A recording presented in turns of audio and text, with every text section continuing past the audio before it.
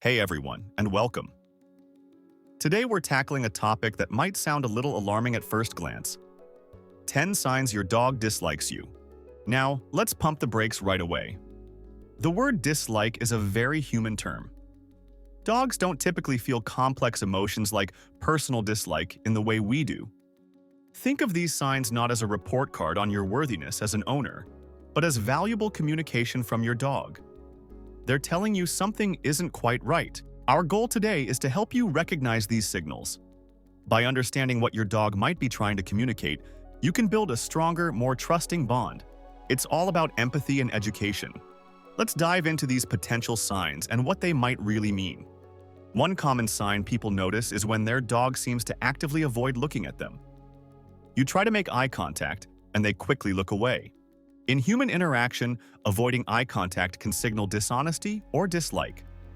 But for dogs, it's often a sign of stress, fear, or submission. Direct eye contact can be perceived as a challenge in the dog world. Your dog might be looking away to de-escalate a situation, or because they feel uncomfortable or threatened by your direct gaze. It doesn't mean they hate you. It means they might be feeling pressure or anxiety in that moment. Does your dog frequently leave the room when you enter? Do they go to another part of the house or hide under furniture when you approach? This isn't necessarily a personal snub. A dog who hides or retreats is often seeking safety and space. They might be overwhelmed, scared, or simply need a break.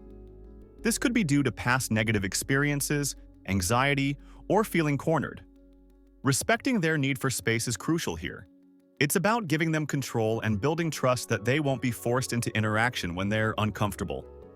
Pay close attention to your dog's overall posture. A dog who is uncomfortable or stressed might have a stiff, rigid body. Their tail might be low or tucked, their ears back, and their mouth closed and tight. This is the opposite of a relaxed, wiggly, happy dog. Stiffness is a clear signal that your dog is feeling tense or threatened. It's a warning sign that they are not comfortable with the current situation or interaction. Ignoring this can lead to escalation. So recognizing stiffness early is key to preventing further stress. These might seem like innocent behaviors, but yawning and lip licking, when not related to food, are common calming signals in dogs. Dogs use these behaviors to try and reduce stress, either their own or in a social situation. They're trying to say, "I'm feeling a bit anxious here." If your dog yawns or licks their lips excessively when you are interacting with them, it's a strong indicator of stress or discomfort. They aren't bored or hungry, they're communicating that they feel uneasy about what's happening. Okay, this one is more obvious, but it's often misunderstood. A growl or snap is not a dog being mean or disliking you. It's a desperate attempt to communicate boundaries. It's a dog saying, "I am very uncomfortable and I need you to stop." They are trying to avoid a situation they perceive as threatening. Punishing a growl or snap can suppress the warning signal, making future bites more likely without any warning. Understanding the context is vital. What was happening right before the growl? This tells you what your dog finds threatening or scary. Does your dog pull away when you try to pet them? Do they flinch or tense up when you reach for them? This isn't personal rejection. It often means the dog is uncomfortable with how or where they are being touched. Many dogs don't enjoy being hugged, patted on the head, or grabbed. They might tolerate it from people they trust deeply, but it can be stressful otherwise. Learning where and how your dog likes to be touched, often on the chest, shoulders, or base of the tail, is essential for building positive associations with physical contact. We all love the classic greeting of a dog jumping and wiggling with joy when we come home. If your dog offers only a mild acknowledgement or none at all, it can feel disheartening. However, a subdued greeting doesn't automatically mean they dislike you. It could be a sign of separation anxiety, where their stress level is so high while you're gone that they are still recovering when you return. It could also be related to their individual personality. Some dogs are naturally more reserved than others. Or, if your departures and arrivals are often chaotic or linked to stressful events for them, they might associate your return with anxiety rather than pure joy. We often associate destructive chewing or accidents with separation anxiety when the owner is gone. But what about when you're right there? Destructive behavior in your presence can be a sign of attention-seeking, yes, but it can also stem from frustration, boredom, or underlying anxiety that isn't solely tied to being left alone. If a dog feels ignored, misunderstood, or is experiencing general stress within the home environment, they might resort to destructive outlets to cope. It's a sign they need more appropriate outlets for their energy or help managing their anxiety. Not that they're maliciously trying to ruin your things out of spite. Most dogs are highly motivated by treats and play. If your dog consistently refuses high-value treats or shows no interest in playing with you, especially in situations where they normally would, it's a significant signal. Refusing food or play is a common sign of stress or fear.